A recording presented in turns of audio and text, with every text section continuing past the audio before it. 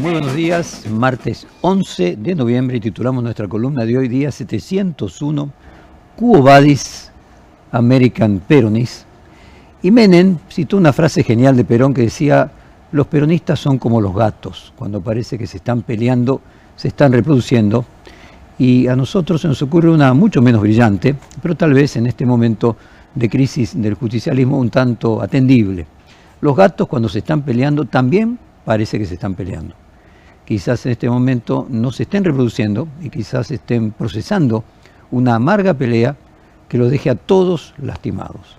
Sin embargo, a pesar de la falta de rumbo, de las disputas entre las diferentes tribus del peronismo y la certeza de que una parte del peronismo ayudará a Javier Milei en la sanción del presupuesto, las reformas que necesita sacar en el Congreso, la realidad es que el peronismo vive, tiene debates, sigue atrayendo buena parte de la juventud politizada, universitaria, por ejemplo, secundaria, que este año ha ganado la mayoría de los centros de estudiantes en buena parte de las principales facultades y colegios preuniversitarios del país.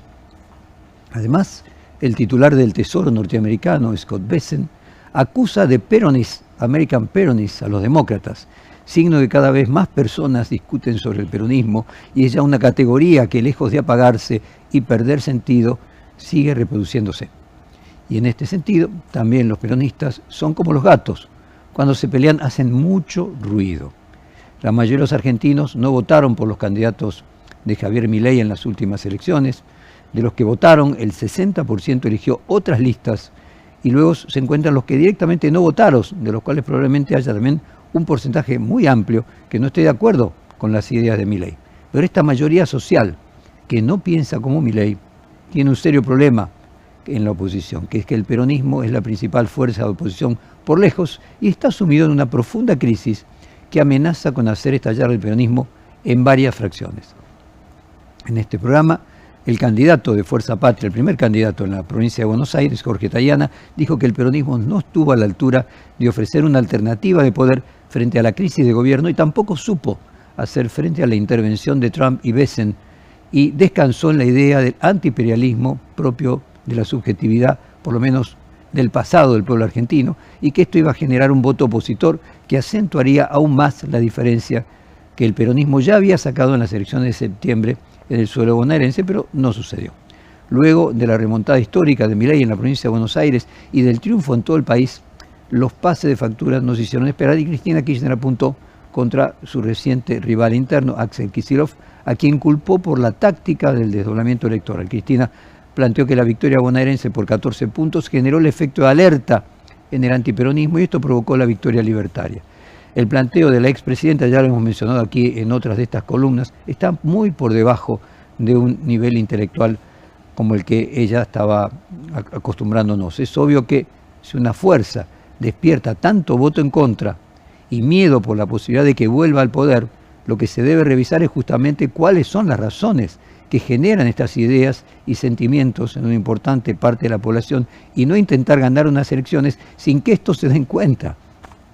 Quien logró desatar un debate más interesante es el director de Le Monde Diplomatique en la edición Cono Sur, José Nathanson, quien planteó que el peronismo necesitaba recuperar la idea de que era un partido con orden económico y esto se hacía con un economista moderado.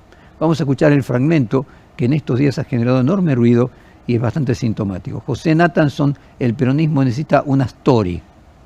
La otra, yo creo que el peronismo, que es la principal fuerza de la oposición, tiene que construir confiabilidad económica. Mi propuesta para el peronismo es que conviertan a algún economista que sea, no sé, Emanuel o Redrado o Culfas, el que les guste, en nuestro Astori peronista. Vos elegís lo que te gustan a vos también. Los que me gustan a mí, pero digo peronistas. No vale Melconian, porque Melconian ya no es peronista. Pero bueno, podría valer Lester o... No, porque ese no garantiza lo que yo creo que hay que garantizar, que es la confiabilidad. Fernando. Vamos primero a comenzar por explicar quién es Astori, ¿no? Danilo Astori nació en 1940, murió hace poquito, en 2023, economista, profesor y miembro del Frente Amplio en Uruguay. Fue el gran arquitecto del consenso fiscal uruguayo, fue ministro de Economía durante la presidencia de Tabaré Vázquez y de José Mujica, José Pepe Mujica. Y su perfil de socialdemócrata pragmático garantizó la estabilidad macroeconómica, logrando crecimiento sostenido, reduciendo el déficit e implementando reformas tributarias que incluyeron el IRPF, que es una forma de sustitución del IVA. Astori fue la garantía de la serenidad con el que el Frente Amplio ofreció al establishment y a los inversores, asegurando la llegada de la izquierda al país, que no iba a ser desestabilizadora. Es interesante que otra expresión progresista latinoamericana de principios del siglo XX es la que gobernó con el Partido de los Trabajadores, Lula da Silva, que también en Brasil tuvo su Astori, que se llamaba Antonio Palocci, se llama Antonio Palocci. Vamos a ver quién era el primer ministro de Hacienda de Lula, Antonio Palocci, nacido en 1960, que comparte con Astori un perfil pragmático y la misión de ganar confianza en los mercados. Palocci implementó una política de metas de inflación y un superávit primario alto en el inicio del gobierno de Lula entre 2003 y 2006, consolidando la estabilidad brasileña, aunque su carrera política posterior se vio truncada por escándalos de corrupción. Ambos ministros cumplieron el rol de ser el rostro de la ortodoxia fiscal en gobiernos de izquierda. Ahora vamos a compartir las palabras de ambos ministros. Primero vamos a compartir un fragmento del homenaje que se le hizo tras la muerte de Astori, ocurrida hace 2 años, en el que incluye un fragmento de las palabras del economista. Es interesante este fragmento porque muestra cómo la izquierda uruguaya logró salir de una discusión interna justamente sobre el gasto público. Escuchémoslo, 1 minuto. Astori asumió en 2005 como ministro de Economía y Finanzas del primer gobierno de izquierda. Desde ese puesto debió lidiar con algunos coletazos que todavía se sentían de la crisis de los años 2002 y 2003. En ese contexto, Astori abogó por la prudencia en materia fiscal y por cumplir estrictamente los compromisos financieros internacionales que tenía el país. A los pocos meses, además, amenazó con renunciar durante la discusión del presupuesto a raíz de planteos que existían dentro del oficialismo sobre el incremento en el rubro educación. Así recordó aquel episodio en una entrevista acá en Perspectiva en el año 2015. La diferencia que tuvimos que se superó rápidamente, en el mismo día 31 de agosto se procesó todo, era acerca de qué diría el texto del presupuesto. Y al final, y en esto hay una similitud con lo que tenemos hoy, señalamos que incluiríamos una cláusula que asumía el compromiso de llegar al 4,5% del producto, pero no le poníamos fecha. Y ahora pasamos a Brasil. Y en relación a Palocci, que tuvo un final, como decíamos, lamentable envuelto en el caso de corrupción, recuerdo la entrevista que le realicé en el que me comentó que el PT en Brasil había decidido cobrar retenciones, que había decidido no cobrar retenciones. Es decir, él decía, nosotros no cobramos impuestos a las exportaciones. Esto era en el medio de la Argentina con la crisis del campo. Mientras que acá las rutas estaban cortadas por los productores rurales contra las medidas de la retención del kirchnerismo. El planteo del gobierno de Brasil era maximizar el superávit comercial, generar confianza, generar reservas, casi 400.000 millones de dólares de reservas en el Banco Central, y todas estas decisiones se explican ahora por las diferencias en lo que genera en los mercados el PT, el Frente Amplio y el kirchnerismo. Probablemente tendríamos que decir Cristina Kirchner. Lula no solo eligió a Palocci para que intente generar confiabilidad, también utilizó un recurso que Cristina utiliza a menudo, una carta pública. En este caso fue la Carta al Pueblo Brasileño, emitida por Lula da Silva en junio del 2002, que fue una pieza que aseguró su victoria presidencial al apaciguar el temor de los mercados, que temían que el Partido de los Trabajadores incumpliera los compromisos de su deuda. El compromiso fue un compromiso formal y pragmático, con estabilidad económica, garantizando respeto de los contratos, equilibrio fiscal de una manera central, el honramiento de la deuda pública y una relación constructiva con el Fondo Monetario. La prueba definitiva de ese pragmatismo llegó en 2005, cuando el gobierno de Lula, bajo la gestión económica iniciada por Palocci, decidió cancelar anticipadamente la total de su deuda con el Fondo Monetario, pagando 15.500 millones de dólares. Esta acción no solo demostró solvencia e independencia, sino consolidó la confianza necesaria para que el Partido de los Trabajadores implementara su ambicioso plan de programas sociales y gobernara con éxito. ¿Cuánta diferencia con Cristina Kirchner, que hizo una carta después de que se sembrara miedo por un posible lunes negros económico si triunfaba el peronismo, y no antes, para disuadir sobre el miedo. Es decir, hizo una carta a destiempo. Además, en vez de tratar de discutir ese problema de fondo, utilizó su misiva para atacar a su anterior hombre de confianza y hoy rival, Axel Kicillof. Por más antipático que suene para muchos adherentes a la expresidenta, que puedan ser parte de nuestra audiencia, una parte del problema del progresismo argentino es que Cristina Kirchner no es Lula y tiene características bien distintas.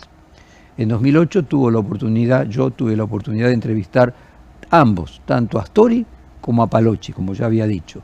No había ninguna diferencia en el discurso de ellos con el discurso de la socialdemocracia europea, o con los economistas argentinos del CEDES, como Roberto Frenkel, quienes se definen como heterodoxos de derecha o matemáticos de izquierda, el famoso centro, o el caso más exitoso y emblemático, el de Roberto Labaña. Volviendo al planteo de Nathanson, el economista Hernán Lecher, directamente aludido por el director de Le Monde Diplomatique, le contestó en una genial nota en página 12, donde Lecher argumenta que el planteo de un Astori peronista comete un error conceptual. A su juicio, un proyecto de país no se resuelve con un nombre técnico, sino que es una decisión eminentemente política. El mismo rol de Astori está mal interpretado, pues él fue un líder que surgió de la articulación política dentro del Frente Amplio, y el orden de prelación siempre debe definir las políticas antes que los nombres. Además, rechaza la noción de la confiabilidad del mercado, señalando que el ministro de Economía no debe ser un empleado del establishment, sino alguien que articule los intereses del conjunto. Lecher, obviamente, no es lo mismo generar confianza que ser empleado de los mercados. Pero bueno, Lecher enfatiza que el peronismo debe revisar su relación con las finanzas, dejando de rotular a todo aquello como una timba, y el empresariado, superando el abordaje binario de buenos y malos, articulando sus intereses. Y finalmente subraya que el peronismo, si tiene propuestas concretas, citando los numerosos proyectos elaborados por el CEPA, y afirma que la verdadera tarea de planificar en detalle para generar un impacto real en la vida de la gente, al tiempo que las críticas de la estigmatización de las figuras que no se doblegan al status quo. Déjenme hacer una pausa aquí para decir que en realidad hay un proyecto que se está preparando dentro del seno del peronismo y plantea nuevamente el rechazo de la deuda externa con el Fondo Monetario. Es decir, el planteo que hoy se está discutiendo dentro del PJ oficial que maneja Cristina Kirchner es que la Argentina solo tiene que aceptar los vencimientos del porcentaje de deuda que le corresponde como máximo a cualquier miembro del Fondo Monetario Internacional sobre la participación accionaria que tiene, que es un cálculo en el cual cada miembro del Fondo Monetario puede acceder a un préstamo de X cantidad de veces su cuota de socio, y en el caso de la Argentina esa cuota fue superada por mucho más, y todo el resto de eso que fue superado, pagarlo a los premios. O sea, obviamente un proceso de semi-default con el Fondo Monetario Internacional, lo que en lugar de una nueva canción parece una vieja canción. Ahora el peronismo se enfrenta a una paradoja muy importante. Por un lado, la sociedad tuvo temor a que que su regreso genere un caos macroeconómico, y por otro, Trump y Besen y el Fondo Monetario plantearon la necesidad que se lleve adelante acuerdos políticos que le den proyección a la economía argentina. El presupuesto, la reforma laboral, que la llaman modernización, la reforma tributaria, la previsional. Es decir, los prestamistas del país son quienes a la vez son garantes de la estabilidad económica de los argentinos. Hoy están indicando qué y para dónde debe ir la política del país. Si el peronismo, como es natural, se opone, colabora con la idea de que genera caos. Si no se opone, su identidad se diluye. Además, los gobernadores necesitan acordar con Milei para poder obtener fondos que no son comparticipables, algunas obras públicas y otros intercambios fundamentales para su gestión, pero además coinciden los gobernadores con la necesidad de una macroeconomía ordenada, o sea, con algunas de las ideas de Milei. Sumado a esto, lo que perdió en las elecciones fue la idea de ser una mera resistencia a Milei. Eso resulta insuficiente. El peronismo, como proyecto de mero freno a Milei, no convenció y quedó totalmente en crisis.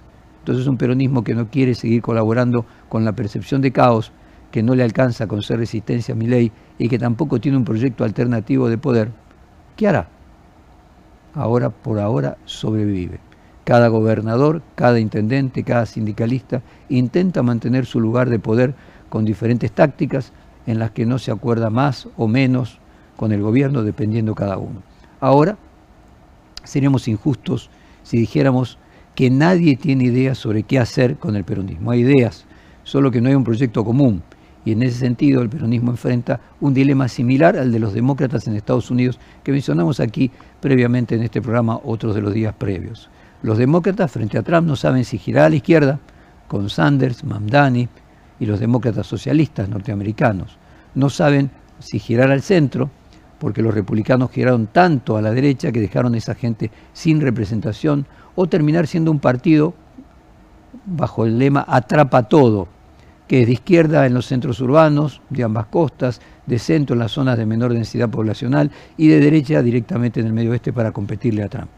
Actualmente hay diferentes proyectos en el peronismo, uno renovador por izquierda con Juan Grabois, que tiene propuestas y proyectos para diferentes áreas de los problemas argentinos, un peronismo de centro-izquierda encabezado por Axel Kicillof, que tiene intendentes, sindicalistas y cuenta con el triunfo del 7 de septiembre, un peronismo de centro con un gobernador como Gerardo Zamora de Santiago del Estero, quien gana en su provincia por la mayor diferencia, pero además manteniendo la alternancia de poder sin perder el control político sobre su provincia, o un peronismo de centro-derecha con Massa, que habría que ver si puede recuperarse de su derrota 2023 para 2027, pero tiene hoy ya 8 diputados y contactos con todos los resortes del poder del país.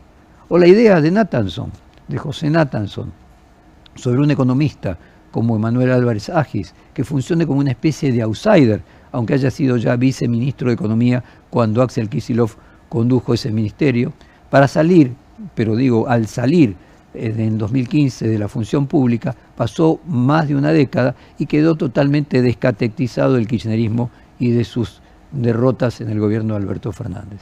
Álvarez Agis está teniendo un alto protagonismo público. En estos días propuso para combatir la informalidad gravar impositivamente los pagos en efectivo, reduciendo a la vez los impuestos de los pagos bancarizados, lo que generó insultos por parte del mileísmo. Que las propuestas de Nathanson haya generado tanta repercusión al punto de la mayor atención que generan ahora las ideas de Álvarez Agis son un síntoma de una demanda de ideas nuevas, aquellas famosas nuevas canciones que la sociedad le realiza a la oposición y todavía la oferta no ha aparecido. El kirchnerismo no ofrece renovación, ofrece obediencia a la jefa, que como algunos dirigentes, como Mayra Mendoza, siempre tiene razón. Esto a pesar de que haya elegido como candidato presidencial en 2015 a Daniel Scioli, que hoy es libertario, o a Alberto Fernández, con quien nunca pudo ponerse de acuerdo.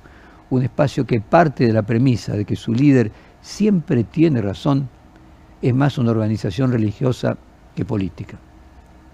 No son pocos en el peronismo quienes piensan que para tener futuro político Axel Kicillof debería despedir y ruidosamente, antes de comenzar sus últimos 2 años de mandato este diciembre, a todos los funcionarios de la cámpora de su gobierno, lo que no se animó a hacer Alberto Fernández y que quedó subalternizado para siempre. Ayer en la editorial de Carlos Pañi, en su programa Odisea Argentina, contó que el dirigente del PJ porteño, Juan Manuel Olmos, planteó una discusión del peronismo que se debería resolver en una interna, haciendo recordar aquella interna peronista de los 80 tras la derrota de Alfonsín, en la que compitieron Antonio Cafiero y Carlos Menem en 1988. Pero ya en 2022, antes de la debacle del gobierno de Alberto Fernández, Sergio Massa imaginaba que el candidato a presidente de 2023 del peronismo surgiría de una interna entre él, Sergio Massa, y Axel Kicillof.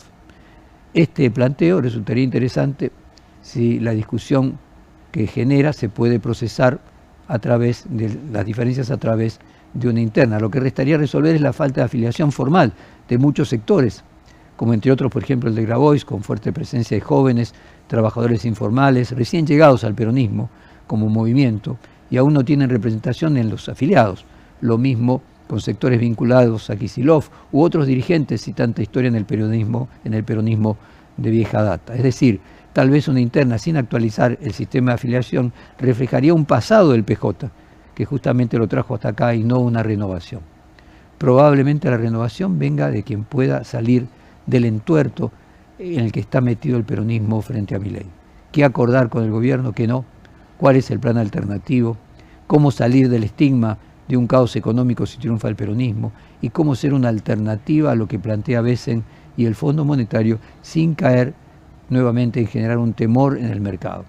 El peronismo parece estar en una arena movediza en la que cada movimiento que hace lo hunde más y más. Se pelean, se reproducen o se pelean ahora para reproducirse después, eso lo dirá el tiempo. Por lo pronto, el peronismo sigue siendo la principal oposición y eso también salió de las urnas. En ese sentido, parte fundamental del triunfo del futuro de la Argentina se dirime la discusión interna del justicialismo que seguiremos de cerca. Y como estuvimos hablando de internas del peronismo, muchas veces personalizada en una pelea dramática entre dirigentes que se conocen desde hace años, nos vamos con una canción, Mentía, de Miranda, una canción que explica los vaivenes de una relación tan tóxica como contradictoria.